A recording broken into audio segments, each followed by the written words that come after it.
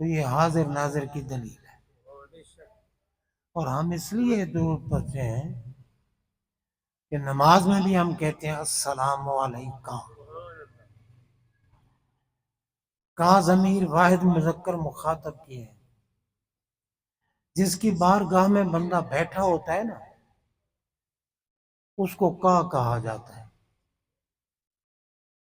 اس لیے ہر نمازی جہاں بھی نماز پڑھے، گھر میں پڑھے، مسجد میں پڑھے، حجرے میں پڑھے، سفر میں پڑھے، حضر میں پڑھے، پہاڑوں کی چوٹیوں پر پڑھے، غاروں میں پڑھے، بحری جہازوں میں پڑھے یا ہوائی جہازوں میں پڑھے، جہاں بھی جو بندہ نماز پڑھتا ہے وہ کہتے ہیں السلام علیکہ ایھا النبی ورحمۃ اللہ وبرکاتہ۔ تو بھئی علیکہ اس ہستی کو کہا جاتا ہے جو وہاں موجود ہو اور بندہ اس کی بارگاہ میں بیٹھا ہو۔ کائنات کا کوئی ذرہ ایسا نہیں جہاں ہمارے آقا جلوہ فرمانا۔ یہ سچا عقیدہ ہے اور صحیح عقیدہ ہے۔ اللہ تعالیٰ خود بھی فرماتا ہے کہ یا ایھا النبی انا ارسلناک شاہدا، محبوب ہم نے آپ کو شاہد بنا کے بھیجا ہے۔ ہم اگر کریں نا معنی شاہد کا تو کچھ کم عقل، کج فہم، ناقص العلم کہتے ہیں کہ جی شاہد کا معنی حاضر ناظر تو نہیں ہے، شاہد کا معنی تو گواہ ہے۔ تو ہم جنازہ جب پڑھتے ہیں تو ہم پڑھتے ہیں اللہم اغفر لحینا و میتنا، آگے کیا پڑھتے ہیں و شاہدنا، یا اللہ ہمارے گواہوں کو بخش دے۔ اچھا اب شاہد کا مد مقابل کیا پڑھتے ہیں؟ غائبنا، شاہدنا و غائبنا، جو حاضر ہیں ان کو بھی بخش دے، جو نہیں آ سکے ان کو بھی بخش دے۔ تو اب بتاؤ مولویوں کو پوچھو کہ یہاں صرف گواہوں کی بات ہوگی؟ بھئی جو ہمارے گواہ ہیں ان کو بخش دے، غیب نہ۔ اب غیب کا معنی کیا کرو گے؟ تو جناب ویسے ہم چلو ان کی بات بھی مان لیتے ہیں، ہم کہتے ہیں یار گواہ ہی مانا کر، انا ارسلناک شاہدن، ہم نے آپ کو گواہ بنا کے بھیجا، ٹھیک ہے نا؟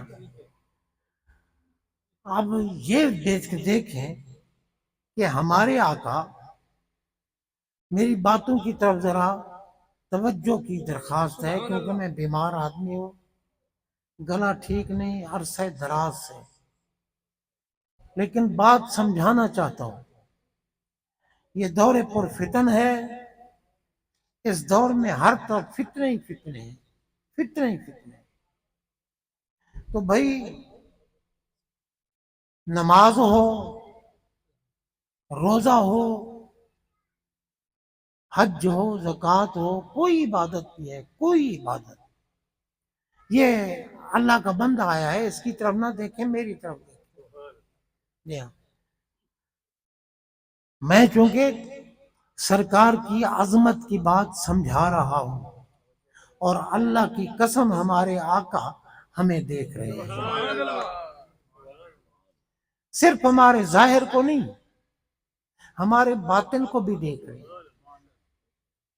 ہر آن، ہر لمحہ، ہر وقت سرکار دیکھتے ہیں، ظاہر کو بھی دیکھتے ہیں، باطن کو بھی۔ اب اگر کوئی کہے جناب اس کی دلیل کیا ہے، تو بھئی آپ دیکھیں امہات المومنین، ایمان والوں کی مائیں ہیں۔ میں نے اس لیے یہ نہیں کہا کہ ہماری مائیں ہیں، قرآن نے جو کہا ہے کہ ازواجہ امہاتہم، نبی کی گھر والیاں ایمان والوں کی مائیں. اچھا جتنے بد عقیدہ بے ایمان ہیں وہ بڑا کہتے ہیں اما فات عائشہ پکار پکار کے. اور میں نے کہا پاگلو تمہاری تو اماں ہے ہی نہیں، کیونکہ تم تو نبی کے گستاخ ہو. گستاخ مومن نہیں ہوتا، وہ تو مومنوں کی مائیں ہیں، وہ مومنوں کی مائیں ہیں. اور ان کی یہ شان ہے، یہ عظمت ہے کہ ان کے ساتھ نکاح حرام ہے. سرکار کی گھر والیوں کے ساتھ کوئی نکاح نہیں کر سکتا، حرام ہے. کیوں حرام ہے یہ بھی عرض کر دوں. کیوں حرام ہے؟ ممکن ہے کہ کسی کے ذہن میں آئے کہ چونکہ وہ مومنوں کی مائیں ہیں تو ماں سے نکاح حرام ہوتا ہے، اس لیے ان سے نکاح حرام ہے. لیکن یہ بتاؤ، مائیں ہیں، بے شک مائیں ہیں، ماں کی بیٹی سے نکاح جائز ہے، تو پھر ان کی بیٹیوں سے نکاح کیوں ہوئے؟ حضرت سیدہ ام المومنین خدیجۃ الکبریٰ رضی اللہ تعالی عنہا کی بیٹیوں سے نکاح ہوئے یا نہیں ہوئے؟ حضرت رقیہ، حضرت ام کلثوم سلام اللہ علیہما، حضرت عثمان غنی رضی اللہ تعالیٰ عنہ کے نکاح میں یکے بعد دیگرے آئیں. سیدہ فاطمہ الزہرا خدیجۃ الکبریٰ کی بیٹی ہیں، مولا علی کے نکاح میں آئیں، اور ان کا نکاح تو خود رب نے پڑھایا. محبوب کے پاس جبریل امین علیہ السلام آئے کہ آقا رب فرما رہا ہے میں نے سیدہ فاطمہ الزہرا کے ساتھ مولا علی کا نکاح عرش پہ کر دیا ہے، فرش پہ آپ کر دیں. تو بھئی آپ دیکھیں، ماں کی بیٹی سے نکاح حرام ہے، ماں کی بیٹی سے نکاح نہیں ہو سکتا. ابھی ہماری مائیں ہیں مگر ان کی بیٹیوں سے نکاح جائز ہے، حلال ہے. تو یہ حقیقی مائیں نہیں ہیں، یہ ہماری ایمانی مائیں ہیں، یہ ہماری اعزازی مائیں ہیں، یہ ہماری روحانی مائیں ہیں. تو ان سے پھر نکاح حرام کیوں ہے؟ اس لیے نہیں کہ مائیں ہیں، نکاح اس لیے حرام ہے کہ جس بیوی کا گھر والا زندہ ہو اس سے نکاح حرام ہوتا ہے. ٹھیک ہے نا، جس کا گھر والا زندہ ہو. اب کوئی کہے کہ جناب یوں تو پھر سارے نبی قبروں میں زندہ ہیں، سارے ولی قبروں میں زندہ ہیں، تو ان کی بیواؤں سے نکاح کیوں ہوئے؟ ان سے نکاح جائز کیوں ہے؟ حضرات محترم، ہمارا عقیدہ اور ایمان ہے، غور کرنا، سارے نبی سارے ولی زندہ ہیں مگر وہ برزخی زندگی سے زندہ ہیں. یعنی اللہ جو قبر میں زندگی دیتا ہے نا، وہ اس زندگی سے زندہ ہیں. اور ہمارے آقا اس زندگی کے محتاج ہی نہیں، کیونکہ ہمارے آقا زندگی نہیں تھی، آقا تھے. موت نہیں تھی، آقا تھے. کیوں؟ آپ فرماتے ہیں اولو ما خلق اللہ نوری. یہ میں تمہیدی کلمات عرض کر رہا ہوں، تقریر ابھی میں نے شروع نہیں کی، ٹھیک ہے نا؟ تو تقریر کے لیے تو رسمی کلمات عرض کرنے پڑتے ہیں نا، بس یہ تمہیدی طور پر بات آ گئی میں کر رہا ہوں. اگر تمہید ختم ہو گئی تو تقریر بھی کروں گا، ٹھیک ہے نا؟ اور حق بھی بنتا ہے، کیونکہ میں سب سے پہلے آ کے بیٹھا ہوں. تو اس لیے نماز عصر اگر لیٹ ہونے لگی نا تو ہم یہاں نماز عصر پڑھ لیں گے. نماز عصر پڑھنے کے بعد پھر میں تقریر شروع کروں گا. ٹھیک ہے نا جی؟ پھر نماز مغرب پڑھیں گے. مغرب کی نماز کے بعد پھر ختم شریف ہوگا، پھر لنگر چالو ہوگا.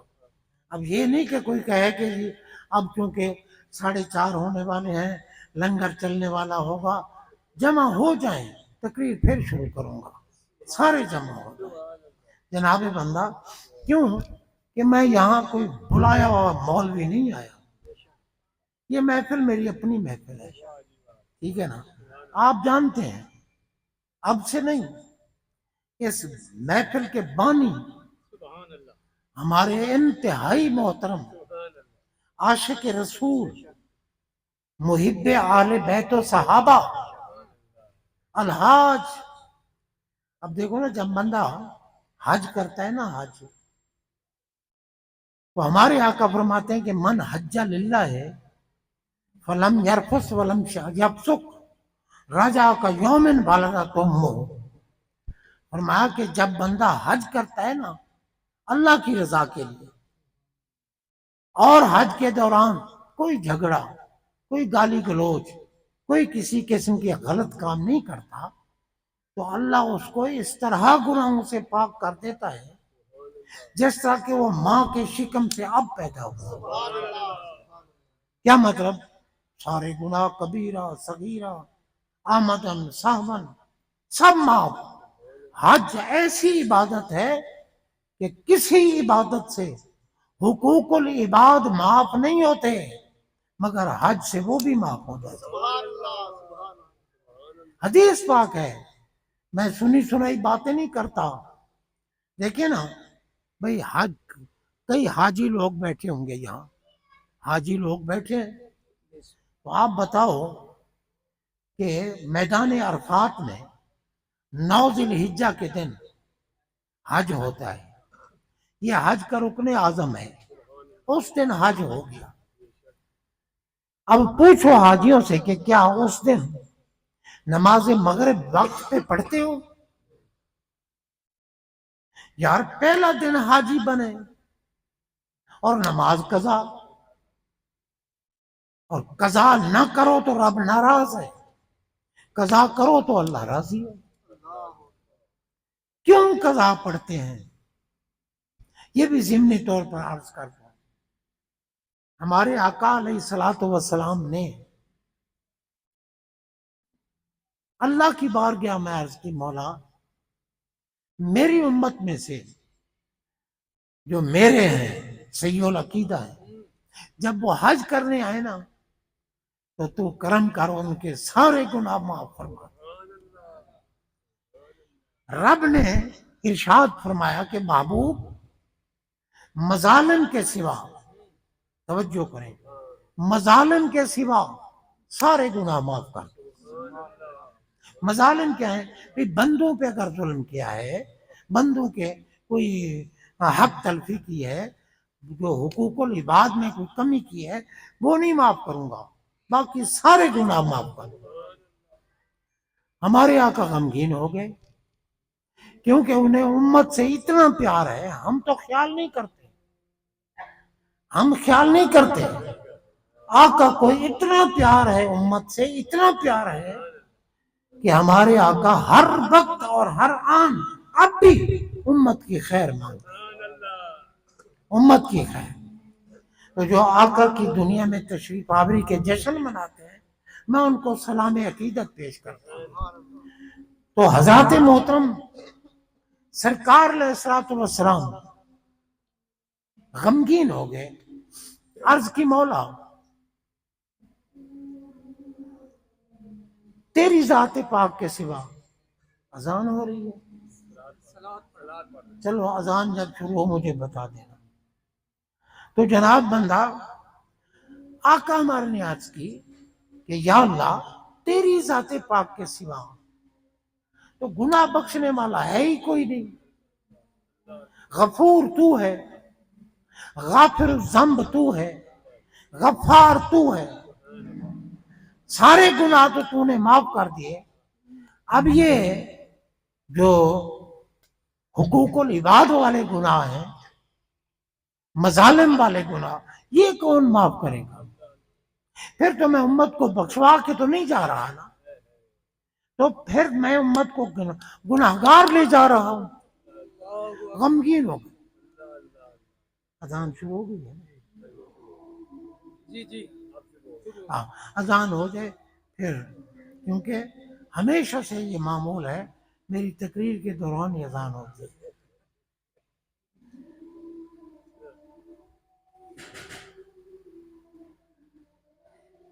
اذان سننا بھی واجب ہے، اذان کا جواب دینا بھی واجب ہے۔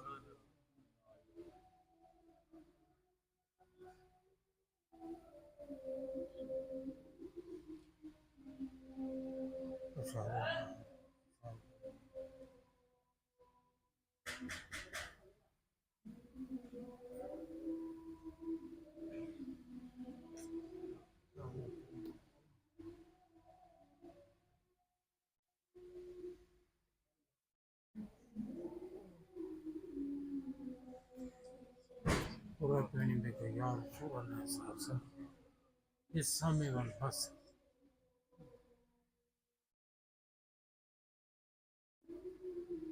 حی علی الصلاۃ۔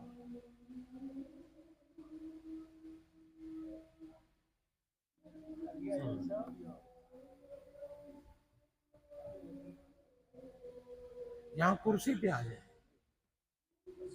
نیچے بیٹھ سکتے ہیں، چلو ٹھیک ہے۔ حول ولا حی علی الصلاۃ، ولا حول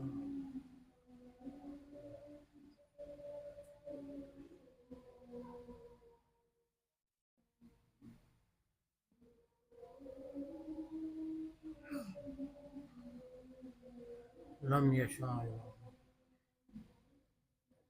اللہ اکبر اللہ اکبر۔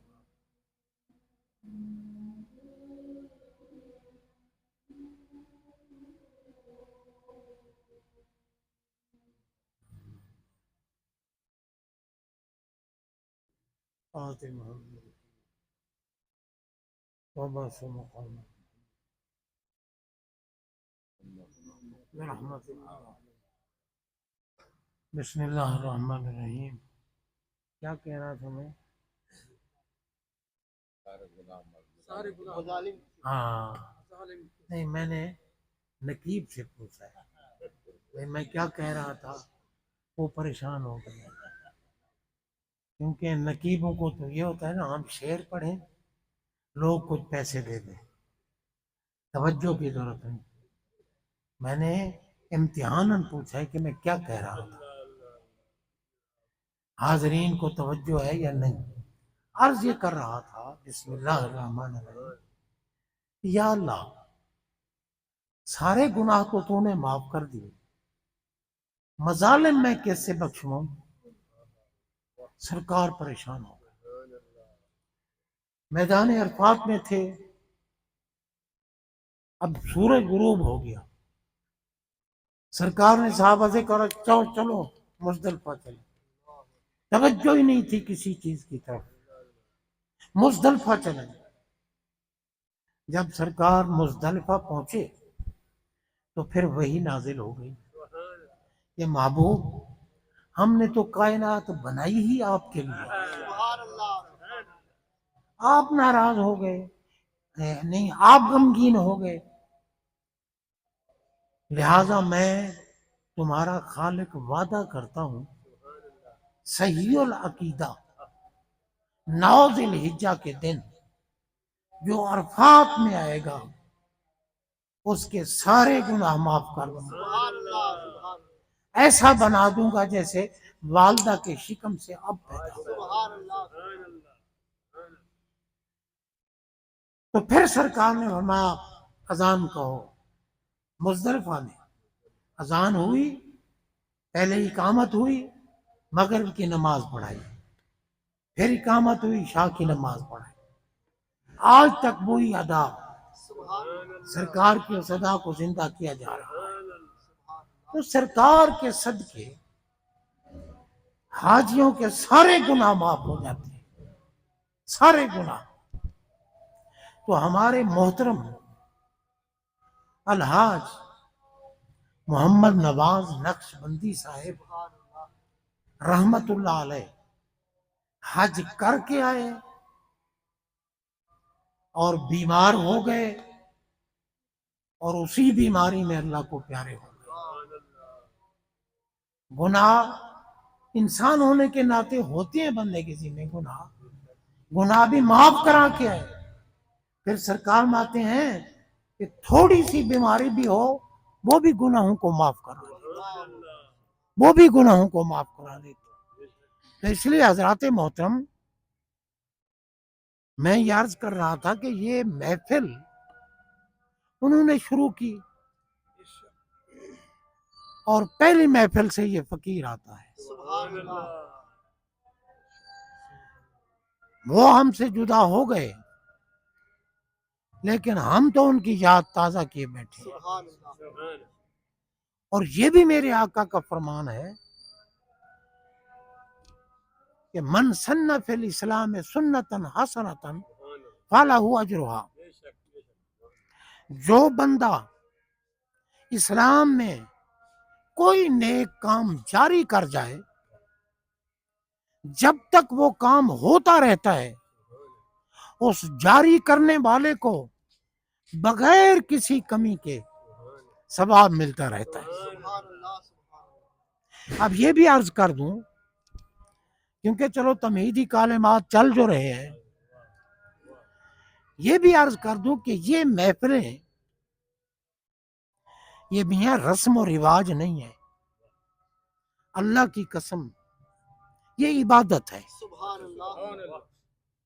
عبادت ہے۔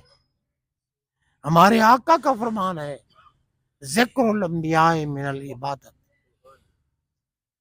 نبیوں کا ذکر ہو، ولیوں کا ذکر ہو، کیونکہ ولی نبیوں کا عکس ہوتے ہیں، نبیوں کا مظہر ہوتے ہیں۔ تو سرکار نے ہے کہ ان کے ذکر کی محفلیں اللہ کی عبادت ہے۔ ایک بات، دوسری، صحابہ کے جھرمٹ میں بیٹھے ہیں سرکار، اور میں کروڑوں سلام پیش کرتا ہوں صحابہ کی بارگاہ میں رضی اللہ عنہم۔ آج کل یہ ایک مرض بھی بڑی چلی ہوئی ہے، صحابہ کا ذکر کرتے رہو نا ساری رات، کوئی پرچی نہیں آئے گی کہ اہل بیت کا ذکر بھی کرو، کوئی پرچی نہیں آئے گی۔ اور اگر اہل بیت کا ذکر شروع کر دو تو پھر پرچیاں آنی شروع ہو جائیں گی، صحابہ کا ذکر کرو۔ اور پاگل ہو، کشتی نوح تو اہل بیت ہے۔ جس آقا نے ہمیں اللہ کے احد اور یکتا اور واحد اور ایک ہونے کا حکم سنایا ہے کہ وہ ایک ہے، وہ قدیم ہے، وہ واجب الوجود ہے، وہ مطلق ہے، وہ غیر مقید ہے، وہ لامحدود ہے، وہ بے نیاز ہے، ہم مانتے ہیں۔ انہی آقا نے فرمایا کہ اہل و بیتی کا سفینۃ نوح، فمن راکبھا فنجا ومن تخلف عنہا فہلک۔ فرمایا میری اہل بیت، مولوی اس میں بھی ڈنڈی مارتے ہیں، مگر ڈنڈی کیا مارتے ہیں؟ جاہل ہیں۔ وہ کہتے ہیں جی انما یرید اللہ لیذھب عنکم الرجس والی آیت سیاق و سباق کے اعتبار سے امہات المومنین ازواج مطہرات کے لیے آئی ہے، اس لیے اصل اہل بیت ازواج مطہرات ہیں۔ ان چار نفوس قدسیہ کو تو سرکار نے کہہ دیا یہ بھی میری اہل بیت ہے۔ یہ بھی کہاں سے نکل آئی بھائی؟ ہم صحیح العقیدہ ہیں، نہ ہم بھی کہتے ہیں نہ ہی کہتے ہیں۔ ہم یہ بھی نہیں کہتے کہ یہ ہی اہل بیت ہے، ہم یہ بھی نہیں کہتے کہ یہ بھی، ہم کہتے ہیں یہ اہل بیت ہیں، مگر اہل بیت خاص۔ کیونکہ جب سرکار نجران کے عیسائیوں کے ساتھ مباہلہ کے لیے تشریف لے جا رہے تھے تو جناب بندہ آپ کے ساتھ آپ کے پیچھے سیدہ زہرا پاک تھی، دائیں طرف حضرت حسن تھے، بائیں طرف حضرت حسین تھے، علی پاک کے پیچھے سیدہ زہرا پاک کے پیچھے علی پاک تھے۔ کیوں تھے؟ بی بی پاک نے کہا آپ ناراض نہ ہونا، آپ ہیں میرے سرتاج، لیکن آج ذرا میرے پیچھے چلو، میرے قدموں پر اپنے قدم رکھتے آنا تاکہ میرے قدموں کے نشان پر بھی کسی غیر محرم کی نظر نہ پڑے۔ اور کیجیے، جب یہ نوری قافلہ سرکار لے کے جا رہے تھے تو جناب بندہ سرکار نے اللہ کی بارگاہ میں عرض کی، اللہم ہاؤلائے اہل بیتی بخاصتی، یا اللہ یہ میری اہل بیت ہے اور خاص اہل بیت ہے۔ اب رب کو نہیں پتا کہ بھئی اہل بیت ہے، رب کو نہیں پتا کہ خاص اہل بیت ہے، پھر اللہ کی بارگاہ میں یہ کہنا اللہم ہاؤلائے اہل بیتی، اس لیے نہیں تھا کہ رب معاذ اللہ رب کے علم میں یہ بات نہیں تھی، رب کے علم میں تھی، مگر محبوب ہمیں دکھانا چاہتے تھے کل کوئی ملا میرے ان پیارے چار نفوس قدسیہ کو کہ یہ بھی اہل بیت ہیں، اس کتے کو دفع کرو، ازواج مطہرات بھی میری اہل بیت ہیں اور یہ میری خاص اہل بیت۔ اور کیجیے، اور یہ خدا کی قسم میں کہتا ہوں یار، اور تم نجران کے عیسائیوں کا جو پادری تھا نا، پوپ، وہ تم اس سے بھی گئے گزرے ہو گئے۔ اللہ کی قسم جب ان کے پادری نے دیکھا نا، اس نے کہا دوڑ جاؤ، ان سے مبالغہ نہیں کرنا، دوڑ جاؤ، یہ نورانی چہروں والے آ رہے ہیں، ان نے ہمارے خلاف اگر دعا کر دی ہلاکت کی، ایک بھی عیسائی نہیں بچے گا، بھاگ جاؤ، چھپ جاؤ۔ بھاگ گئے، چھپ گئے۔ یار عیسائی نے پہچان لیا تو ایسے عیسائی سے بھی بدتر ہے، تو نہیں پہچان سکا کہ میرے سرکار کی خاص اہل بیت کیا ہے۔ تو حضرات محترم، میں عرض یہ کر رہا تھا صحابہ کا اجتماع ہے، صحابہ کے جھرمٹ میں واپس آ رہا ہوں، باتیں وہی سناؤں گا۔ صحابہ کا جھرمٹ، سرکار جلوہ فرما ہے، صحابہ سے خطاب ہو رہا ہے، مولا علی بھی صحابی ہیں، وہ بھی موجود تھے۔ سرکار نے ما اذا مررتم بریاض الجنت، اذا مررتم بریاض الجنت فرتعوا، فرمایا کہ صحابہ تم سن لو، تمہارے وسیلے سے قیامت تک کے میری امتی سن لیں کہ اگر کبھی تمہیں جنت کے باغوں سے گزرنے کا موقع ملے، کیونکہ باتیں میں کر رہا ہوں بڑی پیاری، اور پیاری باتوں میں سکون تو ہوتا ہے نا، اس لیے پھر نیند آنی شروع ہو جاتی ہے، سمجھی؟ جو طالب علم درس کے دوران سو جائے نا، اس کے پلے کچھ نہیں پڑتا، سمجھی؟ پلے کچھ نہیں پڑتا۔ تو جناب بندہ فرمایا اگر کسی وقت جنت کے باغوں سے گزرنے کا موقع ملے، توجہ کریں، تو خالی نہ گئے کرو، کچھ حاصل کیا کرو۔ اب صحابہ نے سوچا کہ جنت تو مرنے کے بعد آئے گی، تو سرکار تو یہیں کے فرما رہے ہیں، پوچھا ما ریاض الجنت یا رسول اللہ، یا رسول اللہ صلی اللہ علیہ وسلم، تو جنت کے باغ کون سے ہیں؟ فرمایا مجالس و ذکر، جہاں اللہ اور اللہ کے پیاروں کا ذکر ہو، ان کی ذاتوں کا ہو، صفات کا ہو، محامد کا ہو، محاسن کا ہو، صورت کا ہو، سیرت کا ہو، کسی اعتبار سے اس کے نبیوں کا ذکر ہو، پیغمبروں کا ذکر ہو، رسولوں کا ذکر ہو، مرسلین کا ذکر ہو، اولیاء کاملین کا ذکر ہو، کسی اعتبار سے ہو، وہ محفل جنت کا باغ ہوتی ہے۔ اب یہ جنت کا باغ ہوئی یا نہ ہوئی؟ ٹھیک ہے نا؟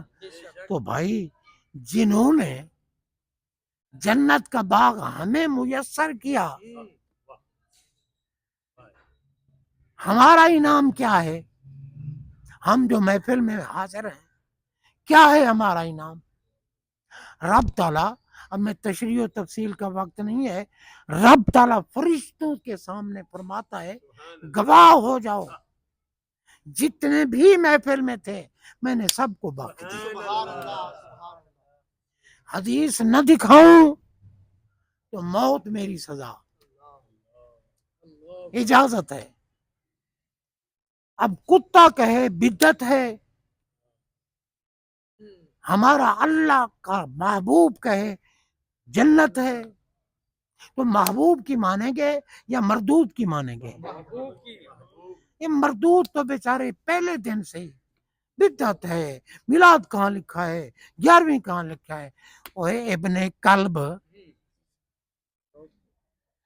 اگر یہ کہیں نہیں لکھا تو پھر تو قرآن کیوں پڑھتا ہے؟ قرآن میں تو سارا نبیوں اور ولیوں کا ذکر ہے، تھوڑی سی جگہ پر اوامر کا ذکر ہے، نواہی کا ذکر ہے، تھوڑے مقام پر نماز کا، روزے کا، حج کا، زکوٰۃ کا تھوڑے مقام پر ہے، ان کی جزاؤں کا ذکر تھوڑے مقام پر۔ قرآن اکثر نبیوں اور ولیوں کے قصے بیان کر رہا ہے۔ تو بتاؤ قرآن پڑھنا عبادت ہے یا نہیں؟ تو بھائی ہم تو جن کا ذکر قرآن میں ہے انہیں کا یہاں کر رہے ہیں، اور ہمارے آقا نے فرمایا نبیوں کے ذکر کی محفل ہو، ولیوں کے ذکر کی محفل ہو، بیٹھنا بھی عبادت ہے۔ سرکار فرمائے عبادت ہے، مردود کہیں بدعت ہے، ہم مردودوں کے منہ پہ لعنت کرتے ہیں، ہم سرکار کی بارگاہ کے غلام ہیں۔ ٹھیک ہے نا جی؟ اچھا، اب میں عرض یہ کر رہا تھا کہ فرشتوں کے سامنے اللہ فرمائے گا جتنے بھی اس محفل میں تھی میں نے سب کو بخش دیا۔ ابھی ایک چھوٹی سی بات اور عرض کرتا ہوں، صحابہ اپنا فرشتے اللہ کی بارگاہ میں عرض کریں گے مولا کچھ تو تھے محفل منانے والے، کچھ تھے محفل کی حاضری کی نیت کر کے آنے والے، اور کچھ تھے انہوں نے کہا یار کوئی نہیں اپنے دوستوں کی محفل ہے چلو چلتے ہیں، ہاں جی بیٹھ جاتے ہیں، یا کوئی بھائی ابھی تو تقریر ہو رہی ہوگی، جب ختم پڑھنے کا کام وقت آئے گا آئیں گے، کھا لیں گے، بیٹھیں گے۔ آخر میں بھی اگر کوئی آ کے بیٹھ گیا، فرشتے کہتے ہیں مولا وہ محفل کی نیت سے تو آیا ہی نہیں تھا، تو نے اس کو بھی بخش دیا۔ فرمایا یہ بتاؤ بیٹھا کن کے ساتھ تھا؟ توجہ ہے نا، بیٹھا کن کے ساتھ تھا؟ فرشتے عرض کریں گے یا اللہ بیٹھا تو انہی کے ساتھ تھا جو محفل منا رہے تھے یا محفل کی نیت سے آ رہے تھے۔ فرمایا لا یشقا، یہ حدیث پڑھ رہا ہوں، لا یشقا بہم جلیسہم، جو ان کے ساتھ بیٹھ گیا ہم اس کو بھی محروم نہیں رکھتے، ان کو بھی ہم نے بخش دیا، ان کو بھی ہم نے بخش دیا۔ تو بھائی بتاؤ اب یہ محفلیں مفید ہیں یا نہیں؟ یہ ہمارے گناہ بخشے جائیں گے یار، ہم اور کیا کریں، ہمارے پلے اور کچھ نہیں، ٹھیک ہے نا؟ نمازیں ضرور پڑھو، اولاد اگر نماز پڑھتی ہو نا تو ماں باپ زندہ ہیں تب بھی اللہ ان پر کرم کے بادل برساتا ہے، اگر وہ فوت ہو گئے تو اولاد کی نماز اور ذکر خیر اور عبادت کا صدقہ اللہ ان کی قبروں کو جنت کا باغ بنا۔ اب آپ دیکھیں نماز پڑھتی ہے اولاد اور وہ بار بار کہہ رہی ہے ربنا اغفر لی والدیا، ربنا اغفر لی والدیا، یا اللہ مجھے بھی بخش دے، میرے والدین کو بھی بخش دے۔ یہ قرآن کی آیت ہے، بخشنا نہیں چاہتا تو یہ کلمات سکھائے کیوں؟ ملا کہتا ہے جی او دوسرے کا عمل تو فائدہ ہی نہیں دیتا، تو پھر پاگل تو جنازہ کیوں پڑھنے لگ جاتا ہے؟ وہ جنازہ تو تیرا عمل ہے، میت کو اگر فائدہ ہی نہیں پہنچتا تو جنازہ فرض کفایہ کیوں فرمایا؟ عمل ہمارا ہے۔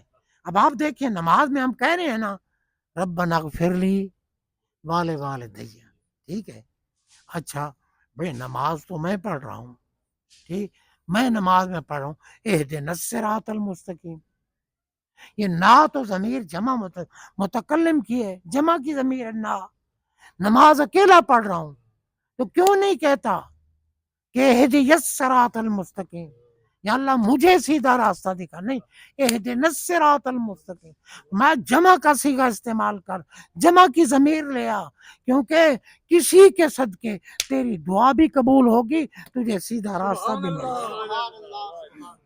دوسرے کا عمل فائدہ نہیں دیتا، تیرا عمل تو تجھے ہی فائدہ نہیں دیتا، اللہ کی قسم، اور تو بد عقیدہ ہے، تو یزید کی پارٹی کا ہے۔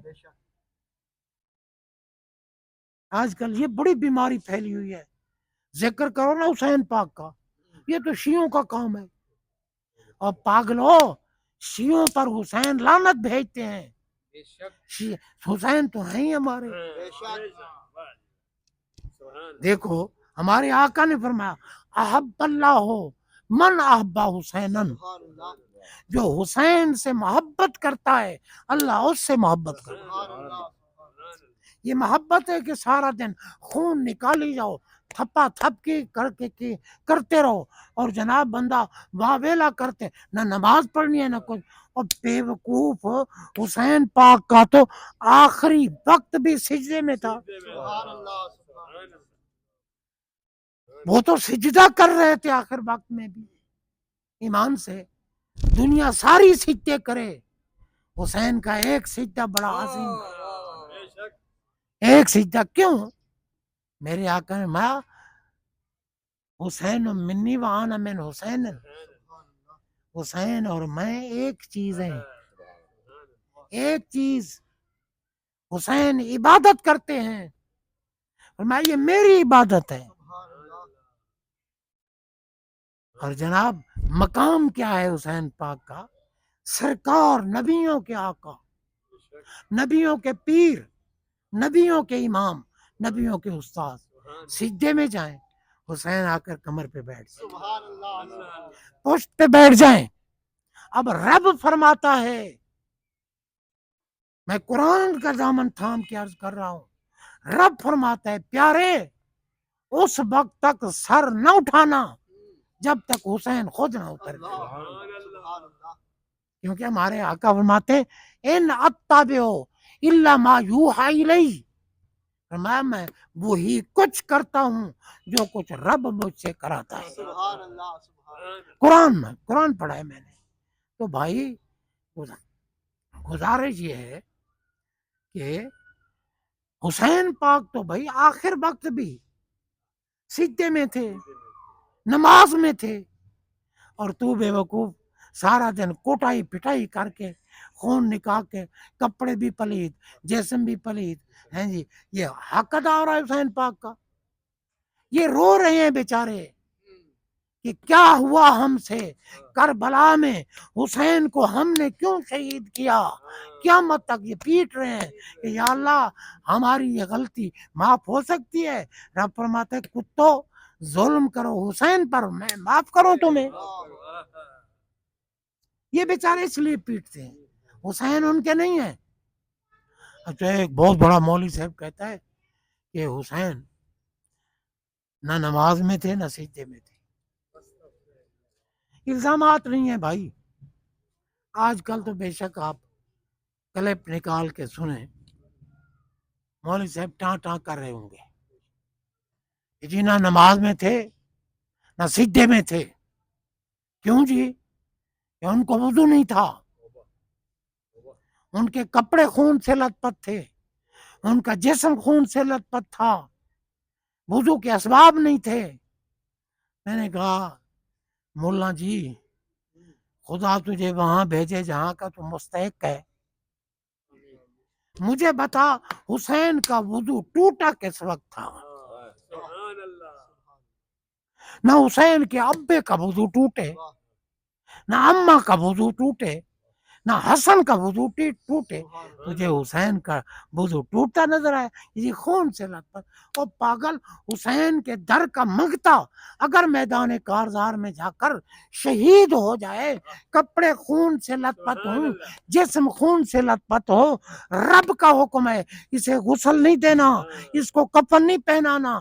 کیوں؟ اس کے خون سے بڑھ کر تمہارا پانی پاک نہیں ہے، اس کے کپڑے بھی پاک ہیں، اس کا جسم بھی پاک ہے. جنازہ پڑھو اور دفن کرو. اور حسین کے غلاموں کا یہ مقام ہے تو بتا حسین کا مقام کیا ہوگا؟ نعرہ تکبیر، نبی کے کندھوں پہ نعرہ رسالت، عظمت و شان امام حسین. تو میں عرض یہ کر رہا تھا بھائی، یہ محفلیں جو ہے نا، ایک تو یہ ہے کہ بس اب میں ختم کرتا ہوں کیونکہ میں تھک جاتا ہوں بیماری کی وجہ سے، ورنہ تو میں واقعی آج چھوڑتا نا. ہاں جی، تو آپ کہیں گے چلو شکر ہے بیمار ہی رہ جا. ہاں جی، صحت عطا فرمائے. تو جناب بندہ نہیں، میں ویسے ہی خوش طبی کر رہا ہوں. ٹھیک ہے، یہ سارے لوگ ہمارے اپنے ہیں، وہ مجھے جانتے ہیں، میں ان کو جانتا ہوں. اور کوئی میں آج تو نہیں نا، کم از کم مجھے 45-46 سال تو ہو گئے ہیں نولکھے والی مسجد میں. اور اس مسجد میں میری خیال رکھنے والے لوگ جو تھے نا، وہ ان میں سے ہمارے الحاج محمد نواز صاحب رحمۃ اللہ علیہ یہ بھی تھے، ہر وقت خیال رکھتے تھے. جناب بندہ تو عرض یہ کر رہا ہوں کہ بھائی یہ محفلیں جو ہے نا، ایک تو جنت کا باغ، دوسرا اس کا ہمیں نتیجہ کیا ملے گا؟ بخشے جائیں گے. اچھا تیسرا، اب یہ جو ہمیں کھلائیں گے پلائیں گے، اس کا بھی کوئی ثواب ہوگا یا نہیں ہوگا؟ جی، یہ ان سے پوچھ لیتے ہیں، ہمارے بچے ہیں یہ زکوٰۃ کے پیسوں سے آپ نے دیگیں پکوائی ہیں؟ جی، فطرانہ نکالا ہے تو نظر معین کے پیسے ہیں، عشر کے پیسے ہیں، یہ خیرات ہے نا، یہ صدقہ واجبہ نہیں، یہ خیرات ہے، خیرات. ایک بندہ گھر کا کفیل ہے، وہ گھر والوں کو جو کچھ کھلا رہا ہے اس کے نام اعمال میں خیرات لکھی جا رہی ہے. اپنی بیوی کو کھلا رہا ہے، اپنی اولاد کو کھلا رہا ہے، لیکن اس کے نام اعمال میں لکھا جا رہا ہے کہ یہ سخی ہے، اس نے اللہ کی رضا کے لیے اپنے بچوں کو کھلایا ہے. ہمارے آقا فرماتے ہیں افضل خیرات اپنے بچوں کو کھلانا ہے. تو بچوں کو کھلانا افضل اور اپنے احباب کو کھلانا. جی دیکھو غریبوں یتیموں کو تو بلایا نہیں، خود بیٹھ کر کھا گئے. نامراد تمہیں بلاتے ہیں ہم. یہ صدقہ نافلہ ہے، صدقہ واجبہ نہیں. تجھے اگر مصارف کا علم نہیں، ہمارا قصور ہے. 6 مہینے میرے پاس پڑھ کہ تجھے بندے کا پتر نہ بنا دو. جناب بندہ غور کیجیے. اب یہ خیرات جو ہے، یہ اس کا ثواب جو کچھ ذکر ہوا، تلاوت ہوئی، سب کچھ اس کا ثواب ہم محمد نواز صاحب، ان کے والدین، ان کے عزیز و اقارب کو پیش کریں گے. ٹھیک ہے نا؟